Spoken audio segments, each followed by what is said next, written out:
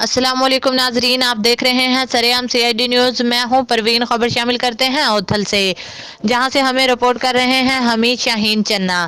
ان کا کہنا ہے اوتھل director education schools Balochistan Abdul Wahid شاکر بلوچ نے کہا ہے کہ حکومت تعلیم کو فروغ دینے کے لیے اہم اقدامات کر رہی ہے۔ بلوچستان میں تعلیم کی صورتحال بہتری کی جانب گامزن ہے۔ سول سوسائٹی اور والدین کے ساتھ مل کر صوبے میں تعلیم کو مزید بہتر بنانے کے لیے اقدامات کیے جا رہے ہیں۔ مزید جانتے ہیں اپنے نمائندے لسبیلہ کے حمید شاہین چنا سے۔ جی حمید شاہین چنا، کیا اپڈیٹس ہیں آپ کی؟ ڈائریکٹر ایجوکیشن اسکول بلوچستان عبداللہ شاکر بلوچ نے کہا کہ حکومت تعلیم کو فروغ دینے کے لیے اہم اقدامات کر رہی ہے۔ بلوچستان میں تعلیم کی صورتحال بہتری کی جانب گامزن ہے۔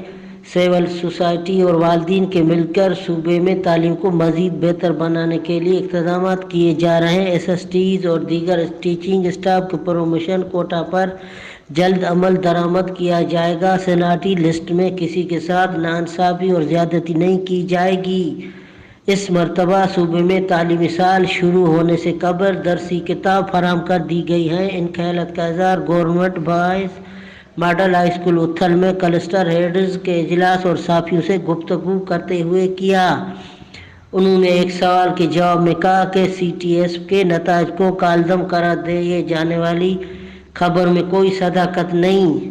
اس موقع پر district education officer Naveed Hashmi, district education officer female Nayyar Yasmeen, principal model high school Uthal Rizwan Mirza, deputy district education officer Ami Barsh Ganjo, deputy district education officer Muhammad Rafiq Baloch, deputy district officer Uthal Faqir Baloch اور ضلع بھر کے ہائی اسکولز کے ہیڈ ماسٹرز اور ہیڈ مسٹرز بھی موجود تھیں۔ حمید شاہین چنا، سرعام CID نیوز، لسبیلہ، بلوچستان۔